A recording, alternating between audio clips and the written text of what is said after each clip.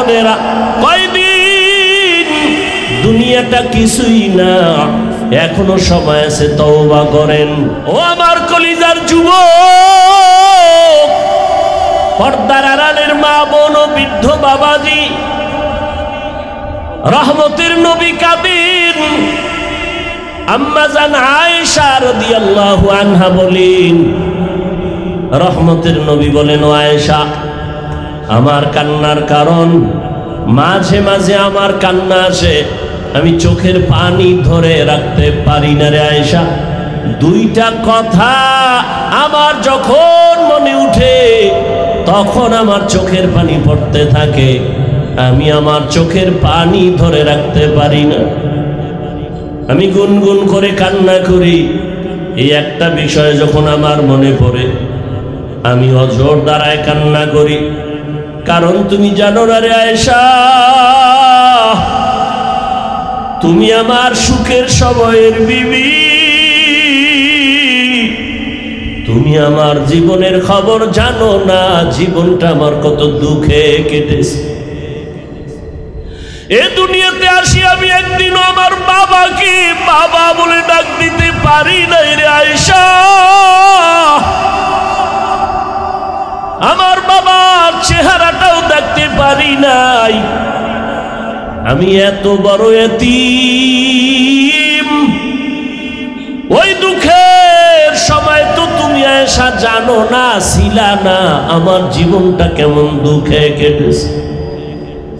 ও আয়েশা জানো না, আমার 6 বছর বয়সে আমি আমার মাকেও হারায় অসহায় হয়ে গেছি। একটা সন্তান যখন বাবাকে হারায়, মায়ের কাছে আশ্রয় নেয়, মনের ব্যথা বলে। আবার যদি মাকে হারায়, বাবার কাছে আশ্রয় নেয়। ও আয়েশা, তুমি জানো না, আমি দুনিয়াতে আসিয়া বাবাকে পাইলাম না, 6 বছরে আমি মা হারা হয়ে গেলাম। আমার তখন মাথার ছায়া ছিল দাদা আব্দুল মুত্তালিব। ওই দাদার পাশে আমি ঘুমাইতাম, মাঝে মাঝে মা মা বলে চিৎকার দিতাম। আমার মায়ের আদর থেকেও আমি বঞ্চিত। 8 বছর বয়সে আমার দাদাকেও আমি হারায় গেলাম। আমার এখন দাদাও নাই। ও আয়েশা, আমার বংশের সবাই আমার দুশ্মন, আপন বলতে কেউ নাই। দাদা চলে গেলেন চাচা আবু তালিবের হাতে রেখে। ও আয়েশা, ওই সময় আমার থাকার মতো ভালো জায়গা নাই, জীবনটা আমার বড় কষ্টের। সেই সময় আমার 25 বছর বয়সে আমি একজন নারীকে বিবাহের বন্ধনে নিয়েছি। আমার বয়স 25-40 বছরের নারী বিধবা, 2 স্বামী বিদায়ের পরে আমি একাধিক সন্তানের মা হওয়ার পরে আমার ঘরে আরবের রূপবতী গুণবতী এক নারী, ধনী টাকাওয়ালা, খাদিজা রাদিয়াল্লাহু আনহা। ও আয়েশা, তুমি জানো না, আমার ঘরে আসার পর আমাকে তার জীবনের সব সম্পদ হাদিয়া দিয়ে দিছে। আমি দিনের দাওয়াত দিতে যাইতাম, রাতের গভীর ঘরের কিনারায় এসে সালাম দিতাম, সাথে সাথে দরওয়াজা খুলে যেত। আমি মাঝে মাঝে আশ্চর্য হয়ে যেতাম, প্রশ্ন করতাম, হে খাদিজা, আপনি কি ঘুমান না? খাদিজা চোখের পানি ছেড়ে কান্না করতেন। ও মায়ার নবী, আপনি বড় এতিম, আপনার বাবা নাই, মাও নাই। আমি খাদিজা যদি ঘুমায় যাই, আপনার চারদিকে দুশ্মন, ঘরের দরজায় এসে যদি দাঁড়ায় কষ্ট পান, আল্লাহ আমার উপরে বেজার হয়ে যাবে। এ কারণে আমি বিছানায় পিঠ লাগায় ঘুমাই না, রহমতের নবীর অপেক্ষায় আমি ঘরের দরওয়াজায় অপেক্ষা করি। ও আয়েশা, আমি হেরা পাহাড়ের গুহায় গিয়ে সেখানে আল্লাহর ধ্যানে সময় কাটাইতাম। 1 সপ্তাহ 2 সপ্তাহ পর্যন্ত আসতাম না। 1 সপ্তাহের নাস্তা নিয়ে যাইতাম, যখন আমি আসি না, রাস্তা নাই, সিঁড়ি নাই, এত উঁচু পাহাড়। আমার খাদিজা নিজে মহিলা মানুষ হেঁটে হেঁটে গিয়া পাহাড় বেয়ে উপরে উঠে আমাকে নাস্তার ব্যবস্থা করে দিয়ে আসতো। ও আয়েশা, ওই খাদিজার কথা আমার মনে পড়লে চোখের পানি ধরে রাখতে পারি না। আমার বংশের লোকেরা আমাকে 3টা বছর পর্যন্ত শিয়াবে আবু তালিবের মধ্যে গৃহবন্দী করে রাখছে। একটু পানি নাই, খানা নাই, আমি গাছের পাতা চাবায়া চাবায়া পেটের ক্ষুধা নিবারণ করেছি। খাদিজার উপরে কোনো ঝামেলা নাই, কিন্তু খাদিজা আমার মহব্বত ঘর সারিয়া আমার সাথে এসে গাছের পাতা চাবাইয়া চাবাইয়া খেয়ে পেটের ক্ষুধা নিবারণ করেছে। আমার মহব্বতে আমার কষ্টকে তিনি ভাগাভাগি করে নিয়েছে। ও আয়েশা, ওই খাদিজার কথা মনে পড়লে আমি চোখের পানি ধরে রাখতে পারি না। যখনই মনে আসে আমার চোখ বেয়ে পানির ফোঁটা পড়ে। তায়েফের ময়দানে গেলাম দাওয়াতের জন্য। তায়েফের বেঈমান কাফির ছোট ছোট বাচ্চাদের লেলিয়ে দিয়েছে। মক্কার পাগল আসছে পাথর মেরে তাড়ায় দাও। ওই বাচ্চাগুলো পাথরগুলো বৃষ্টির মতো মারে, আর আমার শরীরে পড়িয়া রক্ত ঝরতে ঝরতে আমার পায়ের জুতা আটকায় গেছে। আমার শরীরে মশা মাছি পড়ে না, হারাম। আমার চোখ বেয়ে পানি পড়ে আর রক্তর ফোঁটা পড়ে। কাফেরের সন্তানেরা পাথর মারে, আমি কিচ্ছু বলি না। জিব্রাইল আমিন এসে বলেন, হে পয়গম্বর, এখন অর্ডার করবেন তায়েফের মানুষগুলো সব ধ্বংস করে দিব। আমি রহমতের নবী জিব্রাইল আমিনকে বলছি, খবরদার তায়েফের মানুষকে মারবা না, ওরা আমাকে চিনে না। যদি ওরা চিনতো, ওরা জানতো আমি ইয়তীম। ওরা যদি জানতো আমি অসহায়, ওরা যদি জানতো আমি জুলুম করার জন্য আসি নাই, তাহলে ওরা আমাকে মারতো না। একদিন বুঝে আসবে, চিনবে, সেদিন দিনের বড় উপকার হবে। ও এলাকার মুসলমান বাবারা, আল্লাহ তাআলার পয়গম্বর খাদিজাতুল কুবরা রাদিয়াল্লাহু আনহার জন্য এত পরিমাণ কান্না করেছেন। চাচা আবু তালিবের জন্য নবী কান্না করেছেন। ও পর্দার আড়ালের মা, আপনারা যদিও নবীদের স্ত্রী হতে পারেন নাই, তবে তাদের মতোই তো আপনারা নারী। খাদিজা রাদিয়াল্লাহু আনহার মতো নারী, ফাতেমা রাদিয়াল্লাহু আনহার মতো নারী, আয়েশা রাদিয়াল্লাহু আনহার মতো নারী। এরে আম্মা জান, কয়দিন আর দুনিয়ার রং তামাশার পেছনে ঘুরবেন? কোন দিন মরণ হবে, আজরাইল এসে জীবনটা নিয়ে যাবে জানা নাই। কয়েক মাস আগের কথা, বিদেশ থেকে টাকার বস্তা নিয়ে বাংলাদেশে আসছে, পরিবারে বেড়ায় আনন্দ করে আবার যাবে। এয়ারপোর্টে তার পরিবারের সবাই হাজির। গাড়িতে উঠিয়া বাড়ির দিকে রওনা। বাড়ির কাছাকাছি যাওয়া মাত্র হঠাৎ ড্রাইভার গাড়িটা পানির মধ্যে ফেলে দিল। জায়গায় মহিলা সন্তান অনেক মরে গেল। ওই বিদেশি বান্দা এখনো মরে নাই। মিডিয়ার সামনে চোখের পানি ছেড়ে কান্না করে। জীবনে মানুষ বিবাহ করে খেয়ে না খেয়ে পরিবার নিয়ে থাকার একটা আনন্দ আছে, আমি তাও পাই নাই। টাকার তাগিদে বিদেশ চলে গেলাম। আজ আমি টাকা অলংকার নিয়ে আসছি, কিন্তু আমি বাড়ি যাওয়ার আগে আমার কপাল কেন এত খারাপ। বাড়ির কাছাকাছি এসে আমার নিজের হাতের উপরে কলিজার সন্তানটা মরে গেল, আমার স্ত্রীও মরে গেল। আমি এখন ঘরে যাইয়া কি করব? কে আমাকে আনন্দ দিবে? গেল, আমার বিবিও নাই। ও টেকনাফের মা বোনেরা, কয়দিন, দুনিয়াটা কিছুই না, এখনো সময় আছে, তওবা করেন। আল্লাহর মোহাব্বত নিয়া 5 ওয়াক্ত নামাজ পড়েন। আপনার মতো কত মা এখনো আছে বেপরদায় চলে না, মোবাইলে সময় নষ্ট করে না, নামাজ ছাড়ে না। এরে আম্মা জানেরা, দুনিয়াতে আল্লাহ সন্তান দান করেছেন, একটা সন্তানকে আপনার খাঁটি আদর্শবান বানায় যান। ডাক্তার, ইঞ্জিনিয়ার, প্রফেসর বানাবেন, বাধা নাই। সন্তানটাকে আদবওয়ালা, আদর্শওয়ালা, নবীর আশেক বানায় যান। ডাক্তার হইয়াও যদি বান্দা কোরআন পড়নেওয়ালা হয়, জীবনটা ধন্য। ও আমার যুবক বাবা, কয়দিন দুনিয়ার এই বাহাদুরি, চোখের সামনে লাশ আর লাশ। এমন কোনো দিন নাই পানির নিচে, গাড়ির নিচে যুবকের লাশ নাই, ঘুমের বিছানায় লাশ নাই। কয়দিন আর বাঁচবা? এখনো কি তওবা করে দিনের পথে আসবা না? মনে আশা পূরণ করার জন্য কত গুনার পেছনে দৌড়াইলা, নামাজ ছাড়লা, দাড়ি কাটলা, বেপরদায় চললা, মা বাবার সাথে কত বেয়াদবি করেছো। এখনো সময় আছে, তওবা করো। তোমার মতো কত যুবক জেনারেল লাইনে থাকিয়াও নামাজ ছাড়ে না, মা বাবার কথা শুনে চলে, ওলামায়ে কেরামের শ্রদ্ধা করে চলে।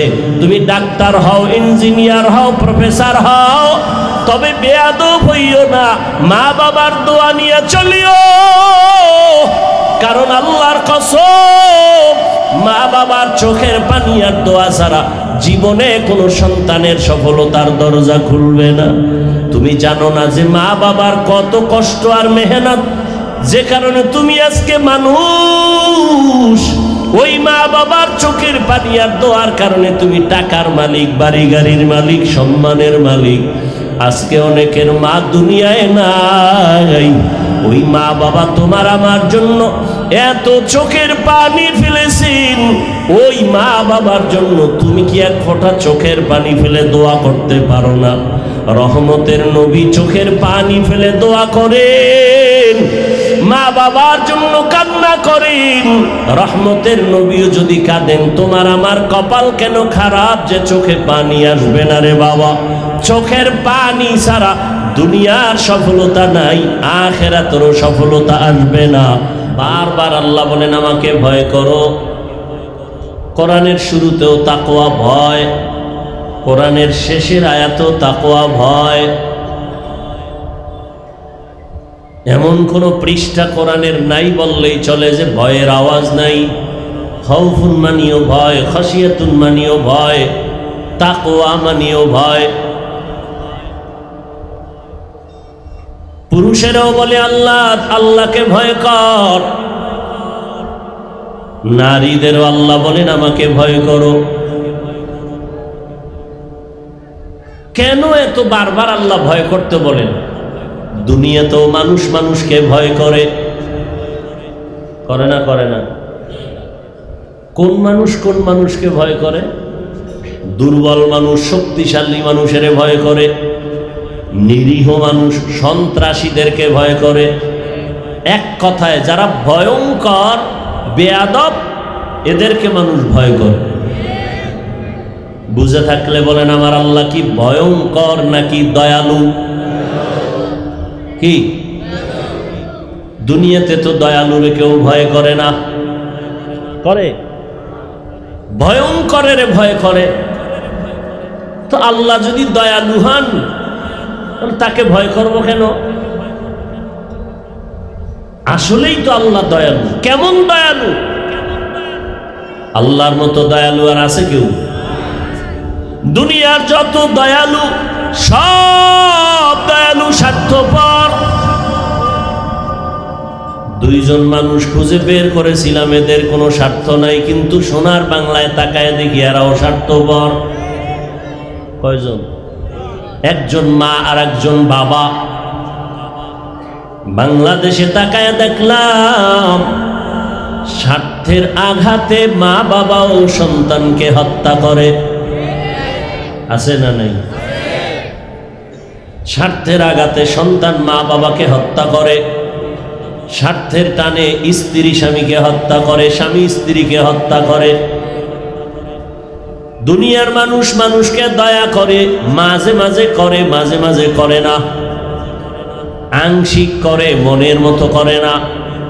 করার পরে আবার খোঁটা দেয়। আর আমার আল্লাহ এমন দয়ালু, বান্দাকে নিঃস্বার্থভাবে দয়া করেন। সীমাহীন দয়া, আংশিক না পরিপূর্ণ, চাওয়ার আগে এবং দয়া করার পর আমার আল্লাহ কোনো খোঁটাও দেন না। আল্লাহর দয়া কেমন? দুনিয়াওয়ালারা দয়ার দরজা মাঝে মাঝে খুলে, মাঝে মাঝে খুলে না। আর আমার মালিক সব সময় দরজা খুলে রাখছেন।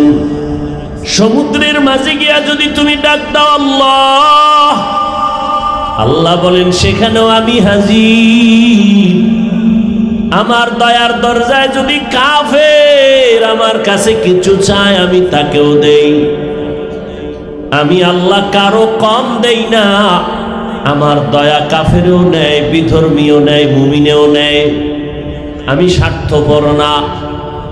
এ কারণে যেই গাছের ফল মুমিন খাওয়ার স্বাধীনতা আছে, ওই গাছের ফল বেঈমানেও খাওয়ার স্বাধীনতা আছে।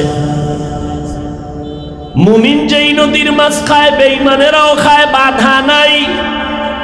কেন? আমি আল্লাহ এত বড় দয়ার মালিক। যদি স্বার্থপর হইতাম, যারা আমার দেওয়া সূর্যের আলো, চাঁদের আলো, পানি, বাতাস, জমিনের ফসল, গাছের ফল খাইয়া আমি আল্লাহ মানে না, নামাজ নাই, রোজা নাই, তেলাওয়াত নাই, আমি আল্লাহ যদি স্বার্থপর হইতাম, আমি ঘুমের ঘরে ওদের মেরে ফেলতাম। আমি স্বার্থপর না, যে কারণে আমি ওদের মারি না, বরং বারবার ডাক দেই। ফজরের সময় ডাক দিলাম, আসসালাতু খায়রুম মিনান নাওম। ঘুমের চেয়ে নামাজ ভালো। আর তুমি ঘুমাইও না, ঠিকমতো পড়িলে নামাজ জান্নাত তোমার ঠিকানা। আমার প্রাণের ভাই বোনেরা, জলদি করে উঠে যাও, ওযু করে তাড়াতাড়ি নামাজ পড়তে লেগে যাও। আহা নবী বেনামাজির শাফাআত করিবেন না, ঠিকমতো পড়িলে নামাজ জান্নাত তোমার ঠিকানা। আমার প্রাণের ভাই বোনেরা, জলদি করে উঠে যাও, ওযু করে তাড়াতাড়ি নামাজ পড়তে লেগে যাও। আহা নবী বেনামাজির শাফাআত করিবেন না, ঠিকমতো পড়িলে নামাজ জান্নাত তোমার ঠিকানা। ঘুমের চেয়ে নামাজ ভালো, আর তুমি ঘুমাইও না, ঠিকমতো পড়িলে নামাজ জান্নাত তোমার ঠিকানা। ফজরে ডাক দেওয়া হলো, বান্দা তুই হাজিরায় যাও নাই, নাক টেনে ঘুমিয়ে আছো, কারণ সারা রাত মোবাইলে আকাম করেছো। ফজরের আগে ঘুমায় গেছো, নামাজের খবর নাই। আমি আল্লাহ তোরে ডাক দাওয়াইলাম, তুই হাজিরা দাও নাই। আমি আল্লাহ বেজার না হইয়া আবার জোহরের নামাজে ডাক দিলাম, হাইয়া আলাস সালাহ। জোহরের নামাজেও তুই হাজির হও নাই রে মুমিন। আমি আল্লাহ বেজার না হইয়া আবার আসরের সময় ডাক দিলাম, হাইয়া আলাল ফালাহ। আসরেও তুই নাই। আমি আল্লাহ রাগ না, আবার মাগরিবে ডাক দেওয়ার আয়োজন করলাম। মাগরিবেও তুই আসো নাই। এশার নামাজে আবার ডাক দিলাম, তুই আসো নাই। এইবার আমি নিজে রেডি হয়ে গেলাম, আমি তোরে ডাকার জন্য আসতেছি। রাতের যখন গভীর, দুনিয়ার সব ঘুমন্ত নীরব, গাছের পাখিরাও ঘুমায়, নদীর মাছও ঘুমায়, কোনো আওয়াজ নাই। ঘরের মানুষও সব ঘুমায়, জমিন সব নিস্তব্ধ, আসমানও ঠান্ডা, জমিন ঠান্ডা, একটা কোনো আওয়াজ নাই। মানুষ ঘুমে বিভোর হয়ে আছে। ওই সময় আমি আল্লাহ ঘুমাই না, লা তাখুযুহু সিনাতু ওয়ালা নাওম।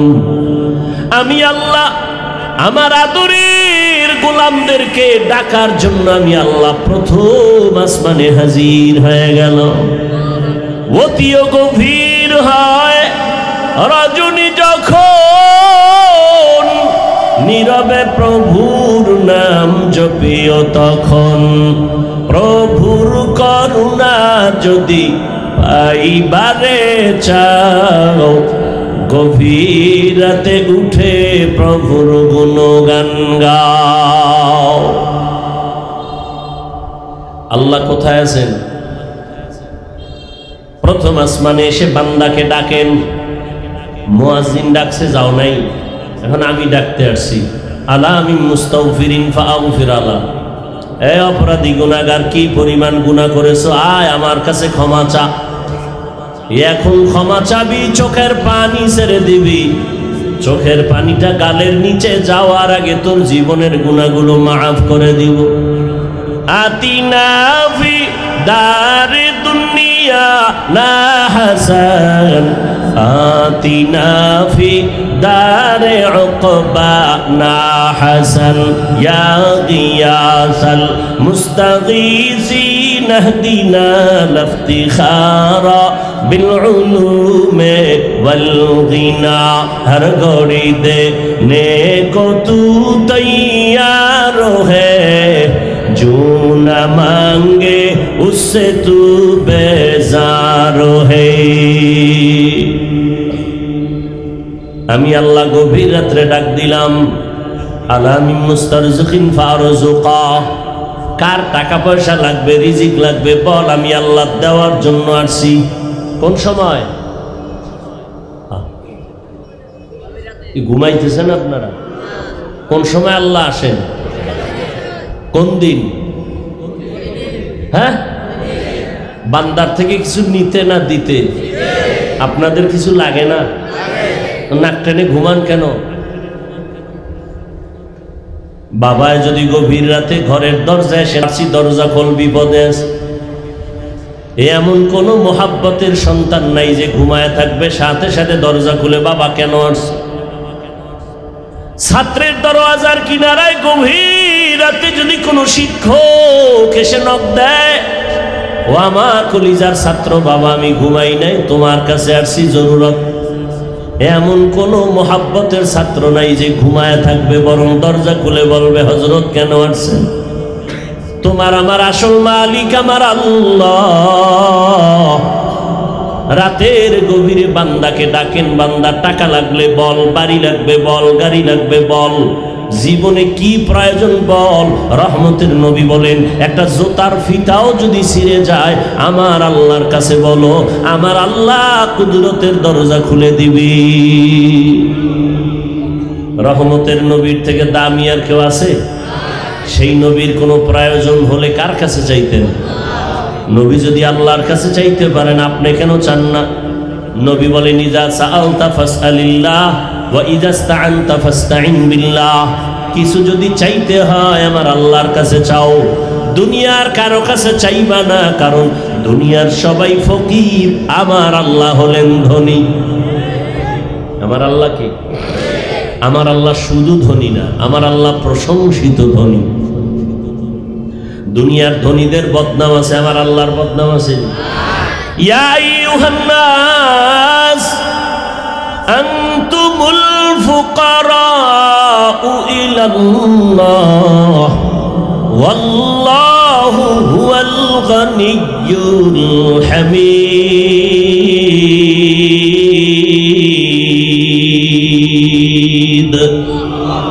গর তাওয়াক্কুল মিকুনি har subuh syam mirasanat rizqi tu azlam maqam juzba haqci zema khaat insujah fazle uamaste dar jumla jahan। এতক্ষণ আলোচনায় কি বুঝলেন? আমার আল্লাহ ভয়ঙ্কর না দয়ালু? দয়ালুরে কেউ ভয় করে না, ভয়ঙ্করের ভয় করে। আল্লাহ যেহেতু দয়ালু, তো আল্লাহকে কেন ভয় করব? অথচ আল্লাহ শুধু ভয় না, নবীরও আল্লাহ বলে, নবী আপনি আমাকে ভয় করেন। ইয়া আইয়ুহান নাবিয়্যুত্তাকিল্লাহ ওয়ালা তুতি'ল কাফিরিনা ওয়াল মুনাফিকিন। হে নবী আপনি আমাকে ভয় করেন, কাফের মুনাফিকের অনুসরণ করবেন না। নবীকেও আমার আল্লাহ বলেন আমাকে ভয় করো, নারীদেরও বলেন আমাকে ভয় করো, দুনিয়ার সব মানুষেরও আল্লাহ বলেন ভয় করো।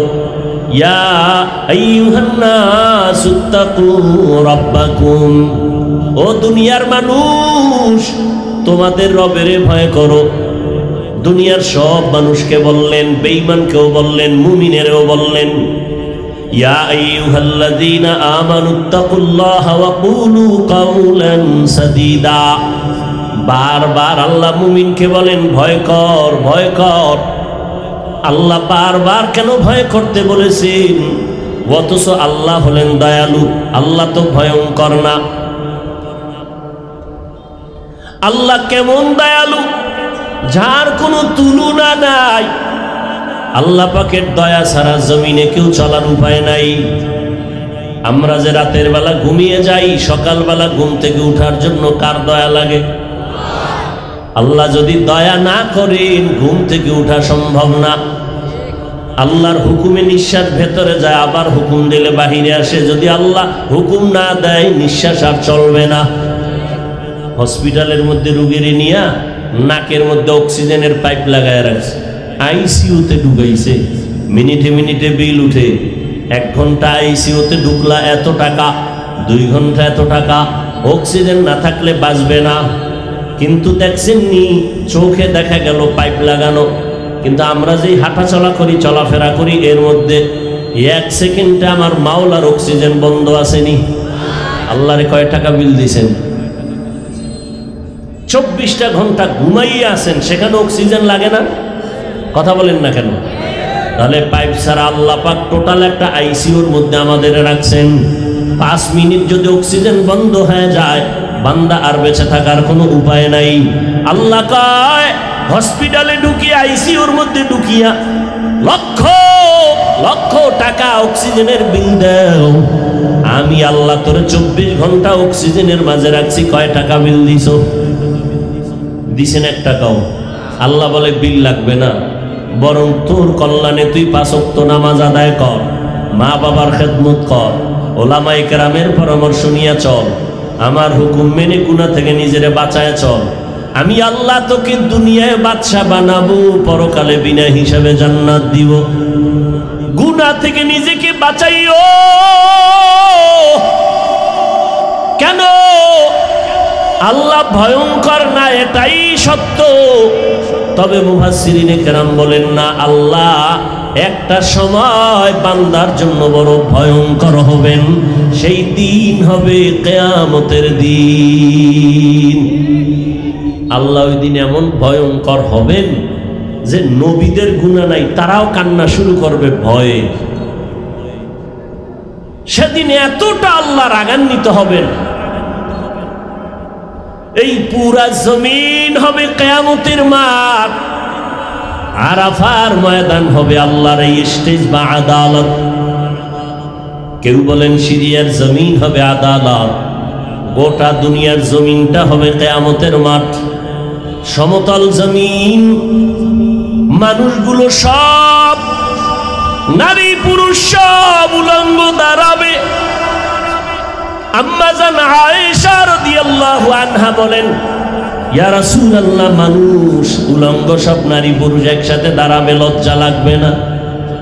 নবী বলেন, হাসরের মাঠ এত ভয়ঙ্কর হবে, কেউ কারো দিকে তাকাবার হুঁশ হবে না। মানুষগুলো উলঙ্গ দাঁড়িয়ে যাবে। আল্লাহ বলবে, সূর্যটা নিচে নেমে আসো। সূর্যটা নিচে এসে তাপ দেওয়া মাত্র মাটির জমিনটা পুড়িয়া তামা হয়ে যাবে। অপর দিকে জাহান্নামের চিৎকারের আওয়াজ। জাহান্নাম চিল্লায় বলবে, আল্লাহ গুনাহগার গুলো আমার পেটে দাও, আমার পেটে বড় ক্ষুধা। বেনামাজিগুলো দাও। আল্লাহ অর্ডার করবেন 70,000 ফেরেশতারা শিকল লাগায়া ধরে রাখ, জাহান্নাম যেন আমার দিকে আসতে না পারে। যদি আমার আদালতের দিকে আগায় যায় আমি বিচার করতে পারবো না। 70,000 শিকল জাহান্নামের গলায় লাগায়া ফেরেশতারা পেছনে টেনে ধরবে, তারপরও রাখতে পারবে না। নবীজি বলেন সেদিন আল্লাহ ভয়ঙ্কর রূপ ধারণ করবেন। আল্লাহ এমন এক ভয়ঙ্কর রূপ ধারণ করে, কুদরতি আওয়াজ, জবানের আগান্বিত আওয়াজ, লিমানিল মুলকুল ইয়াউম লিল্লাহিল ওয়াহিদিল কাহ্হার। নবী বলেন আল্লাহর কুদরতি আওয়াজে হাসরের ময়দানটা থরথর করে কেঁপে উঠবে। এমন কঠিন হালাত, নবীদের কান্না এমন ভাবে শুরু হয়ে যাবে উম্মতেরও চিন্তা থাকবে না। আদম নবীও কাঁদবেন, মুসা নবী কাঁদবেন, ঈসা নবী, আদম, নূহ নবী কাঁদবেন, ইব্রাহিম নবী কান্না করবেন। আম্মা জান আয়েশা রাদিয়াল্লাহু আনহা বলেন নবী তখন আপনি কি করবেন আর উম্মতের কি হালাত হবে? রহমতের নবী বলেন নবীদের কান্না দেখা উম্মতেরাও বেকারার হয়ে যাবে। আদম নবীর কাছে যাবে, সুপারিশের জন্য পারবে না। ঘুরতে ঘুরতে ঘুরতে ঘুরতে শেষ, আমি মুহাম্মদের তারা তালাশ করবে। হাসরের ময়দানে নবী আপনাকে উম্মতেরা কোথায় পাবে? নবী বলেন আমি আমার রবের সামনে মাকামে মাহমুদের মধ্যে সিজদায় পড়ে আমিও কান্না শুরু করব। সব নবীদের কান্না, নিজেদের চিন্তা, একমাত্র আমি রহমতের নবী মালিকের কুদরতে মাকামে মাহমুদে সিজদায় পড়ে কাঁদবো। আর আমি আমার নিজের ব্যাপারে একটা কথাও বলবো না। আমি বারবার কান্না করব আর বলবো আমার উম্মত, আমার উম্মত, আমার উম্মত। তুকু যাও সুন্নতি আহমদ কুজা বা মুহাম্মদ কাইবুয়াদ নিসবতুরা মান আহাব্বা সুন্নতি কওলে রাসূল মজদায়ে কানা মাই হাম কুন কবুল। আল্লাহ ভয়ঙ্কর হবেন হাসরের ময়দানে, ইনসাফের বিচার আল্লাহ ভয়ঙ্কর রূপ ধারণ করবেন। আল্লাহ যখন ভয়ঙ্কর রূপ ধারণ করে আওয়াজ দিবেন, হাসরের ময়দানটা থরথর করে কেঁপে উঠবে, কেউ কথা বলার সাহস পাবে না। ওই দিনটা বড় কঠিন। আম্মা জান আয়েশা রাদিয়াল্লাহু আনহা বলেন আমি আয়েশা তো নবীর ঘরে 9 বছর বয়সে আমি আসছি। আমার যখন 18 বছর হয় রহমতের নবী জমিন থেকে বিদায় নিয়ে গেলেন। আমি প্রায় সময় তাকায় দেখতাম মায়ার নবী আমার হুজরায় বসে গুনগুন করে মাঝে মাঝে কান্না করতে। আমি ভয় পেয়ে যাইতাম আমার মায়ার নবী কেন কাঁদে, মনে হয় আল্লাহ বেজার হয়ে গেল আমার উপর, আমি বোধহয় কোনো বেয়াদবি করেছি। আম্মা জান আয়েশা বলেন মাঝে মাঝে আমি রহমতের নবীর কাছে গিয়ে আদবের সাথে বলতাম নবী আপনি কেন কাঁদেন, আমি আয়েশা কোনো বেয়াদবি করেছি নাকি? নবী বলেন ও আয়েশা তুমি বেয়াদবি করবা কেন? তুমি যে আমার ঘরে আসছো আমার সিদ্ধান্তে না, আমার রবের প্রস্তাবে তুমি আমার ঘরে চলে আসছো, তুমি আয়েশা বেয়াদবি করবা কেন? ও পর্দার আড়ালের আম্মা জানেরা, বোনেরা, ও আমার কলিজার যুবক, পর্দার আড়ালের মা বোন ও বৃদ্ধ বাবাজি, রহমতের নবী কাঁদেন। আম্মা জান আয়েশা রাদিয়াল্লাহু আনহা বলেন রহমতের নবী বলেন ও আয়েশা আমার কান্নার কারণ মাঝে মাঝে আমার কান্না আসে, আমি চোখের পানি ধরে রাখতে পারি না রে আয়েশা, দুইটা কথা আমার যখন মনে উঠে তখন আমার চোখের পানি পড়তে থাকে, আমি আমার চোখের পানি ধরে রাখতে পারি না, আমি গুনগুন করে কান্না করি। এই একটা বিষয় যখন আমার মনে পড়ে আমি অজর দ্বারায় কান্না করি। কারণ তুমি জানো না রে আয়েশা, তুমি আমার সুখের সময়ের বিবি, তুমি আমার জীবনের খবর জানো না, জীবনটা আমার কত দুঃখে কেটেছে। এ দুনিয়াতে আসি আমি একদিনও আমার বাবাকে বাবা বলে ডাক দিতে পারি নাই রে আয়েশা। আমার বাবার চেহারাটাও দেখতে পারি নাই। আমি এত বড় এতিম। ওই দুঃখের সময় তো তুমি আয়েশা জানো না, ছিলা না, আমার জীবনটা কেমন দুঃখে কেটেছে। ও আয়েশা জানো না, আমার 6 বছর বয়সে আমি আমার মাকেও হারায় অসহায় হয়ে গেছি। একটা সন্তান যখন বাবাকে হারায় মায়ের কাছে আশ্রয় নেয়, মনের ব্যথা বলে। আবার যদি মাকে হারায় বাবার কাছে আশ্রয় নেয়। ও আয়েশা তুমি জানো না, আমি দুনিয়াতে আসিয়া বাবাকে পাইলাম না, 6 বছরে আমি মা হারা হয়ে গেলাম। আমার তখন মাথার ছায়া ছিল দাদা আব্দুল মুত্তালিব। ওই দাদার পাশে আমি ঘুমাইতাম, মাঝে মাঝে মা মা বলে চিৎকার দিতাম।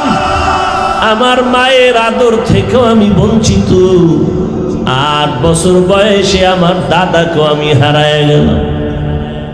আমার এখন দাদাও নাই। ও আয়েশা, আমার বংশের সবাই আমার দুশ্মন, আপন বলতে কেউ নাই। দাদা চলে গেলেন চাচা আবু তালিবের হাতে রেখে। ও আয়েশা, ওই সময় আমার থাকার মতো ভালো জায়গা নাই, জীবনটা আমার বড় কষ্টের। সেই সময় আমার 25 বছর বয়সে আমি একজন নারীকে বিবাহের বন্ধনে নিয়েছি। আমার বয়স 25-40 বছরের নারী বিধবা, 2 স্বামী বিদায়ের পরে আমি একাধিক সন্তানের মা হওয়ার পরে আমার ঘরে আরবের রূপবতী গুণবতী এক নারী, ধনী টাকাওয়ালা খাদিজা রাদিয়াল্লাহু আনহা।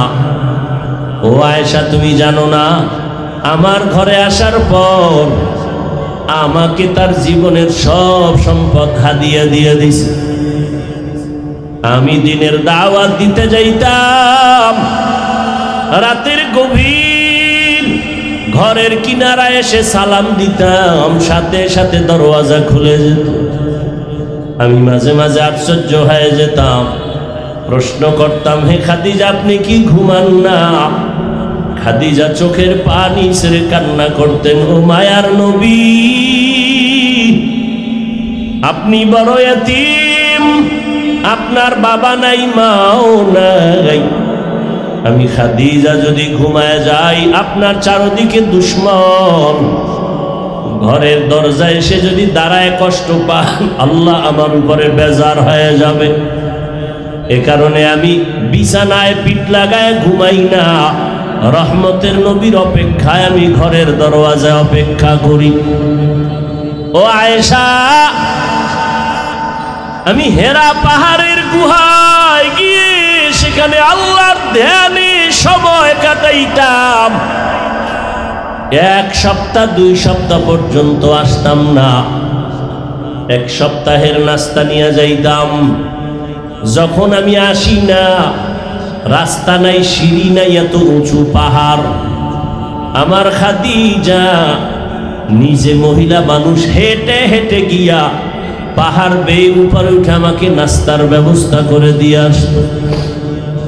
ও আয়েশা, ওই খাদিজার কথা আমার মনে পড়লে চোখের পানি ধরে রাখতে পারি না।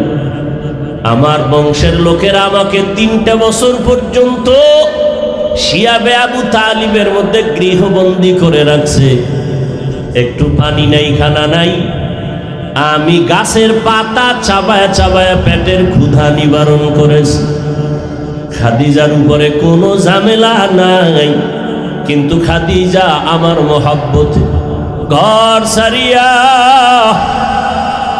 আমার সাথে সে গাছের পাতা চাবাইয়া চাবাইয়া খেয়ে পেটের ক্ষুধা নিবারণ করেছে। আমার মহব্বতে আমার কষ্টকে তিনি ভাগাভাগি করে নিয়েছে। ও আয়েশা, ওই খাদিজার কথা মনে পড়লে আমি চোখের পানি ধরে রাখতে পারি না। যখনই মনে আসে আমার চোখ বেয়ে পানির ফোঁটা পড়ে। তায়েফের ময়দানে গেলাম দাওয়াতের জন্য। তায়েফের বেঈমান কাফির ছোট ছোট বাচ্চাদের লেলিয়ে দিয়েছে। মক্কার পাগল আসে পাথর মেরে তারা এলো।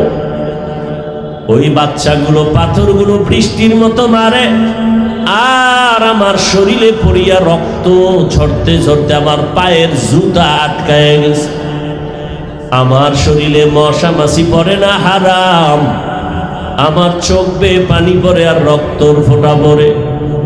কাফেরের সন্তানেরা পাথর মারে, আমি কিচ্ছু বলি না।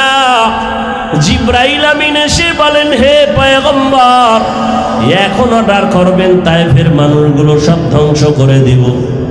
আমি রহমতের নবী জিব্রাইল আমিনকে বলছি, খবরদার তায়েফের মানুষকে মারবা না, ওরা আমাকে চিনে না। যদি ওরা চিনতো, ওরা জানতো আমি ইয়তীম। ওরা যদি জানতো আমি অসহায়, ওরা যদি জানতো আমি জুলুম করার জন্য আসি নাই, তাহলে ওরা আমাকে মারতো না। একদিন বুঝে আসবে, চিনবে, সেদিন দিনের বড় উপকার হবে। ও এলাকার মুসলমান বাবারা, আল্লাহ তাআলার পয়গম্বর খাদিজাতুল কুবরা রাদিয়াল্লাহু আনহার জন্য এত পরিমাণ কান্না করেছেন।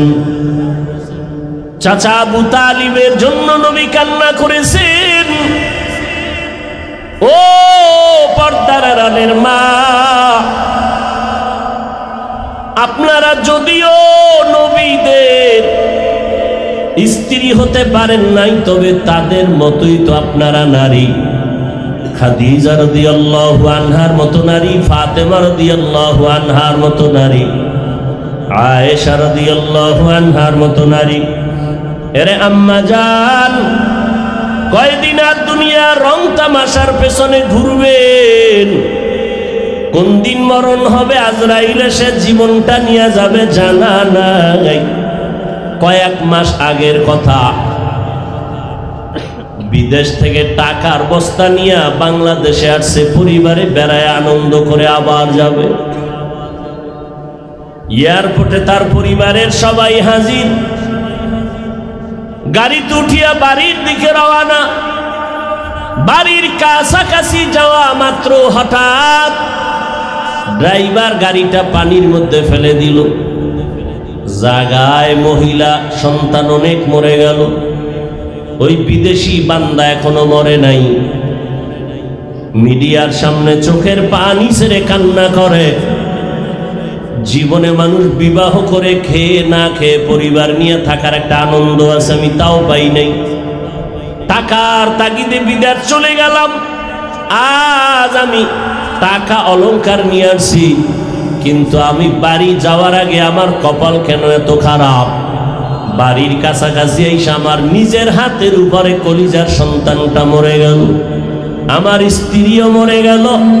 আমি এখন ঘরে যাইয়া কি করব? কে আমাকে আনন্দ দিবে? আমার কলিজার সন্তানটাও চলে গেল, আমার বিবিও নাই। ও টেকনাফের মা বোনেরা, কয়দিন দুনিয়াটা কিছুই না, এখনো সময় আছে, তওবা করেন। আল্লাহর মোহাব্বত নিয়া 5 ওয়াক্ত নামাজ পড়েন। আপনার মতো কত মা এখনো আছে বেপরদায় চলে না, মোবাইলে সময় নষ্ট করে না, নামাজ ছাড়ে না।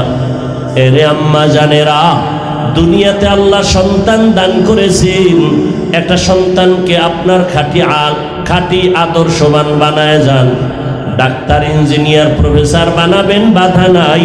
সন্তানটাকে আদবওয়ালা, আদর্শওয়ালা, নবীর আশেক বানায় যান। ডাক্তার হইয়াও যদি বান্দা কোরআন পড়নেওয়ালা হয়, জীবনটা ধন্য।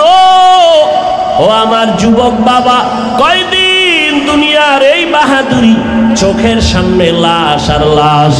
এমন কোনো দিন নাই পানির নিচে, গাড়ির নিচে যুবকের লাশ নাই, ঘুমের বিছানায় লাশ নাই। কয়দিন আর বাঁচবা?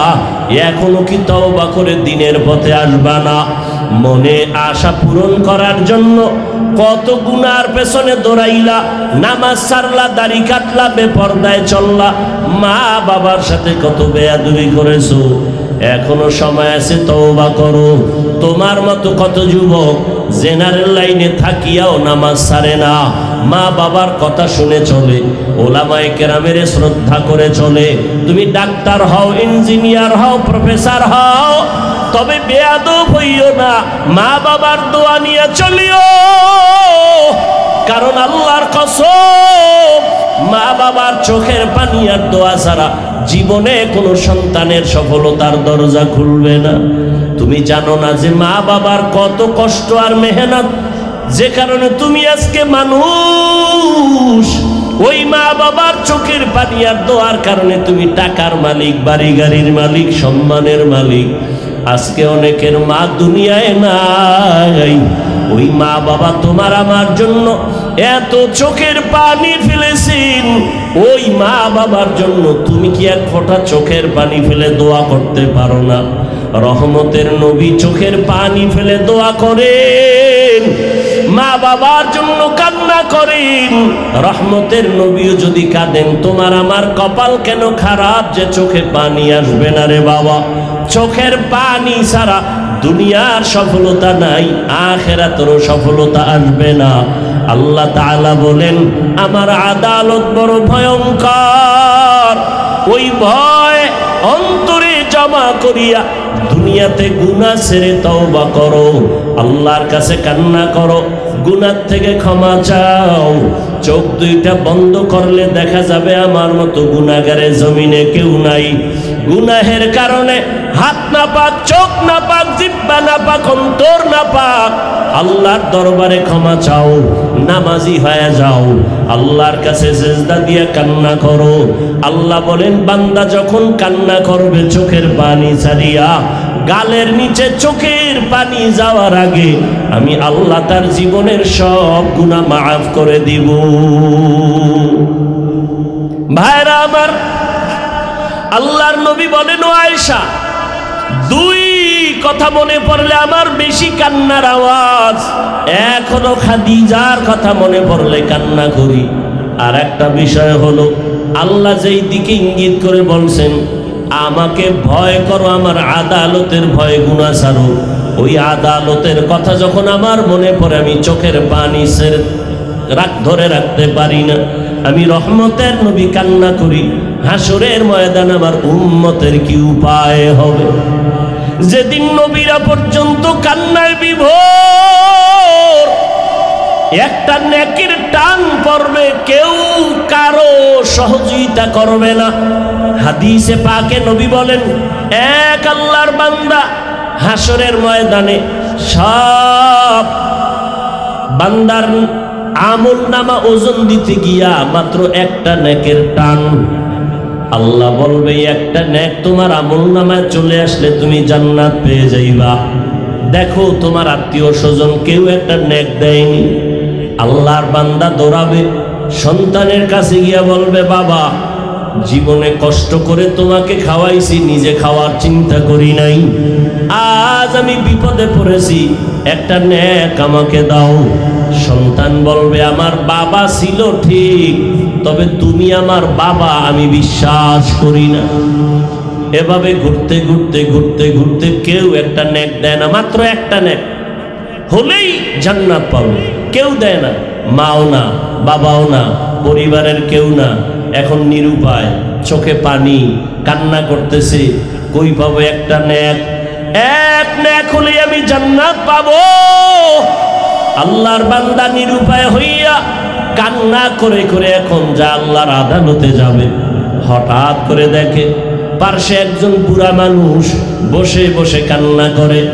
জিজ্ঞাসা করে, বাবা তুমিও কাঁদো কেন? এই কাঁদো কেন? আমি কাঁদি একটা নেক পাইলে আমি জান্নাতে যাব। আমার কপাল খারাপ, আমার বাচ্চা সন্তান পরিবার কেউ আমাকে নেক দেয় না। ওই লোকটা কান্দে আর কয়, ভাই তুমি কাঁদো কেন? কয়, আমার জীবনে কোনো নেক নাই, গুনাহ গুনাহ গুনাহ। আমি কাঁদি জাহান্নামের ভয়ে। আমার আমল নামায় একটা নেক আছে, এক নেক দিয়ে তো জান্নাতে যেতে পারবো না। আমার জীবনে সব গুনাহ গুনাহ গুনাহ, তবে একটা নেক, ওই একটা নেক দ্বারা জান্নাত পাওয়া যাবে না। তবে তুমি যেহেতু একটা নেকের অভাবে বসে আছো, আমি তোমাকে সেই একটা নেক দিতে চাই। অন্তত তুমি জান্নাতে যাও, আমি খুশি হব। কারণ আমি এই বিপদের সময় আমার একটা ভাইয়ের উপকার করতে পেরেছি। রহমতের নবী বলেন, ভালো মানুষকে খায়রুন নাস মান ইয়ানফাউন নাস, ওই ব্যক্তি তো ভালো যার দ্বারা অন্যের উপকার হবে, কোনো ক্ষতি হবে না। এই সময় তোমার মাও তোমারে সহযোগিতা করে না, বাবাও করে না, ভাই বোন করে না। আমি যেহেতু একটা নেকের দ্বারা জান্নাত পাবো না, আমার সব গুনাহ গুনাহ গুনাহ, তবে আমি একটা নেক যেহেতু আমার আছে, তোমারও একটা নেকের বড় অভাব, আমি আল্লাহর মহাব্বতে ওই নেকটা তোমাকে দিয়ে দিলাম। আমার দিলটা এতটুকু শান্ত যে আমার একটা ভাইকে আমি উপকার করতে পেরেছি, এটাই আমার তৃপ্তি। বান্দা খুশি হইয়া ও একটা নেক নিয়ে আমার মালিকের আদালতে হাজির। আল্লাহ তুমি দয়া করেছো, একটা নেক আমি পাই না, তবে পেয়ে গেলাম। তুমি আমারে জান্নাত দাও। আল্লাহ তো সব জানেন। আল্লাহ বলেন, নেকটা কি তোর মা দিছে? কয় না। বাবা দিছে নি? কয় না। তোমার সন্তান দিছে নি? কয় না। কে দিছে বলো? বলে আমার এক ভাই, তার সব গুনাহ গুনাহ, আমল নামায় কোনো নেক নাই, গুনাহ, তবে একটা নেক ছিল, সেই নেকটা আমাকে দিয়েছে। আল্লাহ বলবে, তারে আমার আদালতে হাজির করে দাও। এই বিপদের সময় কে তোমাকে একটা নেক দিয়া সহযোগিতা করেছি, আমার আদালতে হাজির করো। আল্লাহ পাকের অর্ডারে ওই আল্লাহর বান্দাকে আল্লাহর আদালতে হাজির করা হবে। আল্লাহ বলবেন, এই বান্দা তুই এই ব্যক্তিকে নেক দিয়েছ কেন? এর মা, এর বাবা, এর আত্মীয় সন্তানেরা কেউ এই মুসিবতের সময় একটা নেক দেয় না, দিবে দূরের কথা, এ যে বাবা সন্তান স্বীকারই করে না। নেক দেওয়া তো পরের কথা, এই ব্যক্তি যে একজন মহিলার স্বামী, মহিলা স্বীকারই করে না, নেক তো পরে দিবে। তোমার এই লোকটা তেমন কোন আত্মীয় না, তোমার ভাইও না, তুমি কিভাবে তারে একটা নেক দিছো? ওই বান্দা বলবে, হে দয়ার মালিক, জাহান্নামের গরম বড় কঠিন ভয়ঙ্কর, সহ্য করা যায় না রে আল্লাহ। তবে আমার জীবনের একটা নেক আমল, আমি তো এই একটা নেক দিয়া জান্নাত পাবো না। এ কারণে আমি চিন্তা করলাম, আমার ভাইকে যদি একটু উপকার করে, এই নেক আমি দেওয়ার কারণে সে যদি একটু জান্নাতে যায়, জাহান্নাম থেকে বাঁচলো, বিপদ থেকে বাঁচাইতে পারলাম। আমার একটা নেকের দ্বারা আমার একটা ভাই যদি বিপদ থেকে বেঁচে যায়, আমার এটা তৃপ্তি, আর কিছু না, একটু সহযোগিতা করলাম। আল্লাহ তাআলা বলবেন, ফেরেশতা, একটা বান্দা তার ভাইকে যদি একটা নেক দিয়ে বিপদের সময় সহযোগিতা করে, আমি আল্লাহ তো এর থেকেও বড় দয়াময়, আমি আল্লাহ তো রহিম, আমি আল্লাহর এত দয়া, এত মায়া, আমি আল্লাহ পাক ওই একটা নেক দেনেওয়ালা বান্দাকেও এই দয়ার কারণে তাকেও জান্নাত দিয়ে দিলাম। আতিনা ফি দারে দুনিয়া না হাসান, আতিনা ফি দারে উকবা না হাসান, ইয়া গিয়াসাল মুস্তাগীসিন ইহদিনা লাফতিখারা বিল উলুমে ওয়াল গিনা, হর গৌরি দে নেকো তু তৈয়ার হ্যায়, जो न मांगे उससे तू बेजार है। वअम्मा मन खाफ मकाम रब्बिह वनहा नफ्स अनिल हवा फइन्नल जन्नत हियल मअवा। আল্লাহ তাআলা বলেন, আমার আদালতে দাঁড়াইয়া হিসাব দেওয়ার ভয়ে যারা দুনিয়াতে এই গুনাহ থেকে নিজেরে বাঁচায় রাখবে, আমি আল্লাহ তাকে বিনা হিসাবে জান্নাত দিয়ে দিব। দুনিয়াতে থাকিয়া গুনাহ থেকে বাঁচার উপায়, জীবনের ভাগ দুইটা, একটা আমার পেছনে চলে গেল, সামনে আর একটা আমার হায়াত কতদিন আছে জানা নাই।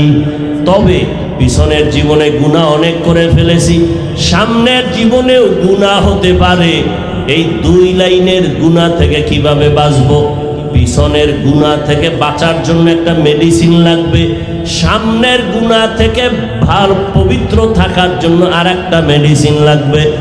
পিছনের যেই মেডিসিনটা গুনাহ করে ফেলেছি, হাতের গুনাহ, চোখের গুনাহ, জবানের গুনাহ, অন্তরের গুনাহ, এইভাবে যত গুনাহ করে ফেলেছি, আল্লাহর হক নষ্ট করে, বান্দার হক নষ্ট করে, যত অন্যায় করেছি, পেছনের গুনাহ থেকে পবিত্রতা অর্জনের জন্য একটা মেডিসিনের প্রয়োজন।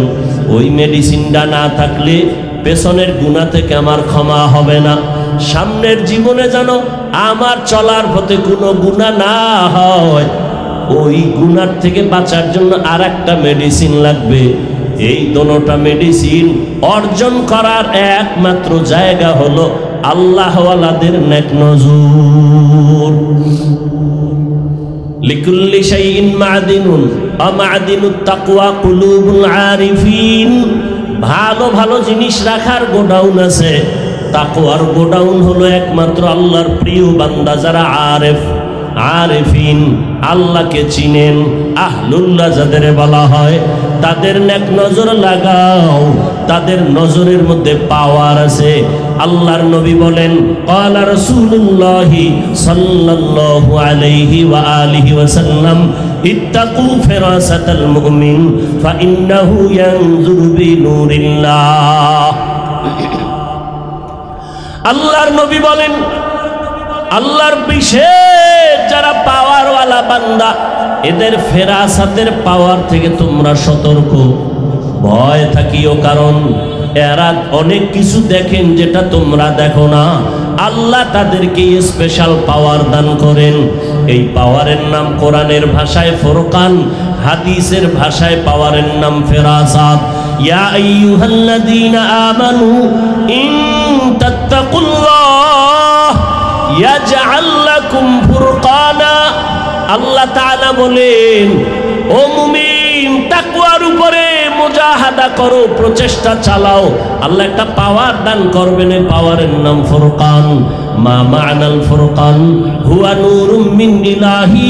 ফুরকান নামের পাওয়ার হলো আল্লাহর থেকে স্পেশাল দাও একটা নূরের আলো। ওই আলোটা দিয়া বান্দা হক বাতিল নির্ণয় করে হকের উপরে আগাইতে থাকবে। এই ফুরকান নামের পাওয়ারটাকে হাদিসের ভাষায় বলে ফেরাসাত। ওসমান রাদিয়াল্লাহু তাআলা মসজিদে নববীর মধ্যে বয়ান করতেছেন, সাহাবায়ে কেরাম বসা। শেষের দিকে একজন সাহাবী বাজার থেকে গিয়া মজলিসের পেছনে বসলেন। ওসমান এক নজর দেখে আর নজর দেয় নাই। কিছুক্ষণ পরে বলে, এই মজলিসের মধ্যে এমন একজন ব্যক্তি আমাদের মজলিসে বসছেন যার চোখের মধ্যে জেনার আসর দেখা যায়, জেনার আসর। সাহাবী ভয় পেয়ে গেলেন। বাজার থেকে আসলাম, বাজারে হাঁটার সময় একটা বেগানার নজর লাগছে, বেগানা নারী। তো ওসমান রাদিয়াল্লাহু আনহু মসজিদে বসে খবর কিভাবে পেলেন? তো মজলিস শেষ, সাহাবী ওসমান রাদিয়াল্লাহু আনহুর কাছে গেলেন, গিয়ে আস্তে করে বললেন, হযরত নবুয়তের দরজা খোলা? বলে না তো। কত ওহির দরজা খোলা? কয় না। তা আপনি কিভাবে বললেন? সাহাবীর চোখের মধ্যে জেনার নজর লাগানো। ওসমান রাদিয়াল্লাহু তাআলা আনহু বললেন, ও সাহাবী, নবুয়তের দরজা বন্ধ, ওহির দরজা বন্ধ, নবুয়তের দরজা খোলা নাই, তবে ফেরাসাতের দরজা খোলা।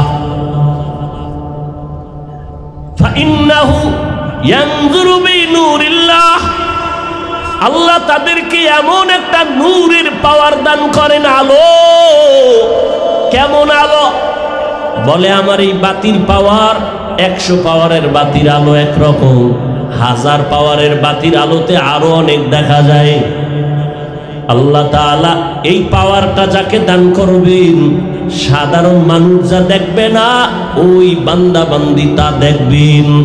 ওমরে ফারুক রাদিয়াল্লাহু তাআলা আনহু মসজিদে নববীর মধ্যে খুতবা দিতেছেন, হঠাৎ করে একটা আওয়াজ দিলেন অপ্রাসঙ্গিক, ইয়া সারিয়াতাল জাবাল, ইয়া সারিয়াতাল জাবাল, ইয়া সারিয়াতাল জাবাল।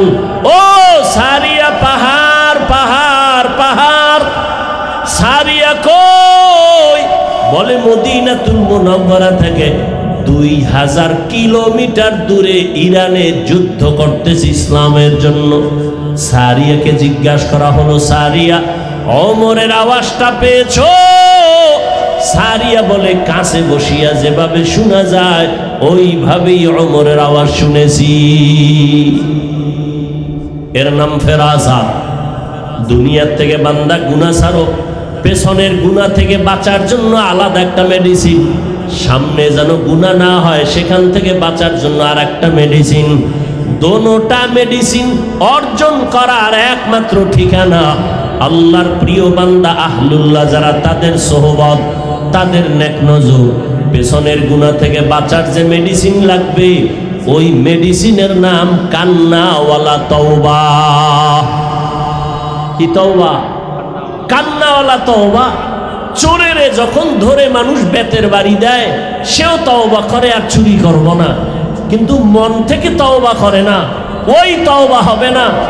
তওবা হবে কান্নাওয়ালা তওবা, যে জীবন চলে যাবে, ওই গুনাহ আর অপরাধ করব না, হে মালিক তুমি আমাকে মাফ করে দাও। তো পিছনের গুনাহ থেকে বাঁচার জন্য যেই মেডিসিন দরকার, সে মেডিসিনের নাম কান্নাওয়ালা তওবা। সামনের জীবনে যে গুনাহ হতে পারে, পারে না? পারে না। সেই জীবনের থেকে বাঁচার জন্য আর একটা মেডিসিন দরকার। সামনের জীবনে গুনাহ থেকে মুক্ত থাকার জন্য যে মেডিসিন, ওই মেডিসিনের নাম হলো তাকওয়া। হর কে দারত খৌফে হকদার দিল মদাম, জন্নাতুল মাওয়া দেহদ রাম কাম জুজবা হকচি জে মখাজ ইনসো জাহ ফজলে উ আমস্তে দর জুমলা জাহা। গুনাহ থেকে বাঁচার জন্য পিছনের গুনাহ থেকে তওবা করতে হবে। তওবা যদি না করি, পেছনের গুনাহ ক্ষমা হবে না। কান্নাওয়ালা তওবা। সামনের জীবনে গুনাহ থেকে পবিত্র থাকার জন্য যে আমার গুণটা লাগবে, পুঁজি লাগবে, তার নাম তাকওয়া। এই দোনোটা পুঁজি অর্জনের একমাত্র ঠিকানা আল্লাহর প্রিয় গোলাম তাকওয়াওয়ালা, আল্লাহওয়ালার নেক নজর।